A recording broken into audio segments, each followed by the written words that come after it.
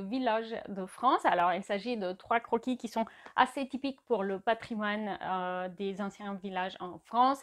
Et donc, je les ai choisis parce qu'on a un peu 3 types de compositions qui sont assez fréquents et qui vont peut-être vous donner un coup de main si vous décidez de faire un cahier de croquis dans un village de charme en France. Donc, pour chaque croquis, je vais vous montrer le croquis que j'ai fait. Et puis, pendant le temps que je vous raconte la composition et puis sa réalisation, vous allez voir un accéléré à côté défiler du coup l'enregistrement de la réalisation de ce croquis. Alors, d'abord, le premier, c'est celui-ci. Et donc, c'est une composition assez classique.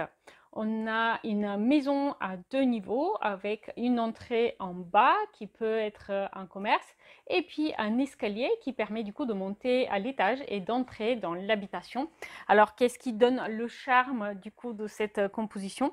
Eh bien, ce sont les perspectives de l'escalier et de la maison. C'est bien sûr le vélo qui est un accessoire qu'on apprécie bien souvent dans les croquis. Et puis, c'est aussi un peu le côté choses qui se superposent, premier plan, second plan sur la perspective de la maison, qui est ajouté par la présence de cet escalier relativement imposant devant. La végétation va évidemment aussi ajouter un petit côté sympa à ce croquis également. Alors, avant de passer au croquis suivant, j'aimerais juste vous rappeler que ces croquis sont disponibles à télécharger sur Etsy et à imprimer si vous voulez par exemple les reproduire, en faire une carte postale ou les afficher chez vous. Alors ici un autre croquis, un deuxième croquis de village de charme en France. Alors la composition est différente et son charme est différent également. Vous voyez que ce sont des maisons de colombage, donc tout de suite on se dit que ça va être plutôt un village dans le nord de la France. C'est aussi quelque chose qui se voit avec les toits qui sont plus pentus.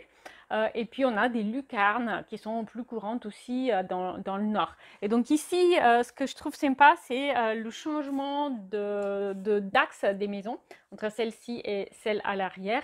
Et puis aussi le côté ombre-lumière qu'on voit ici sur ce chemin. Donc on a un côté qui a l'ombre, l'autre côté à la lumière. Et c'est reflété aussi par la végétation qui est légèrement plus foncée ici que ici.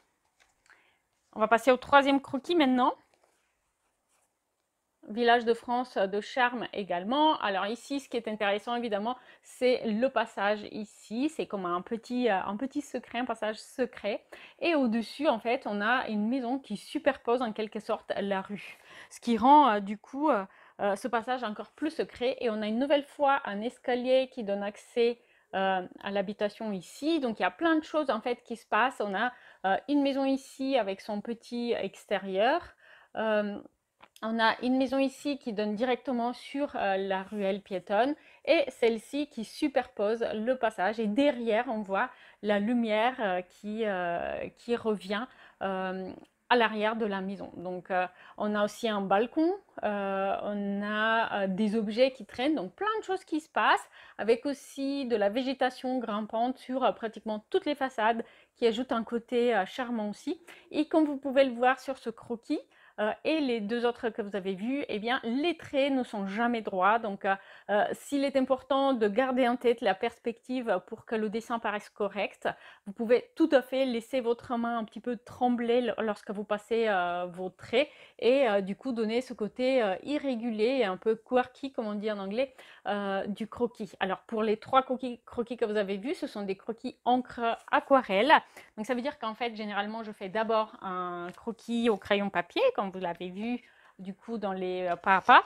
Ensuite, je repasse au feutre permanent pour les traits un peu épais, les contours des maisons, etc. Et les petits détails, je peux les dessiner, comme ici les pavés au sol, avec un stylo bic simplement noir, avant de mettre en couleur à l'aquarelle. Donc voilà, pour aujourd'hui, c'était tout. N'oubliez pas, les téléchargements de ces croquis sont disponibles sur Etsy.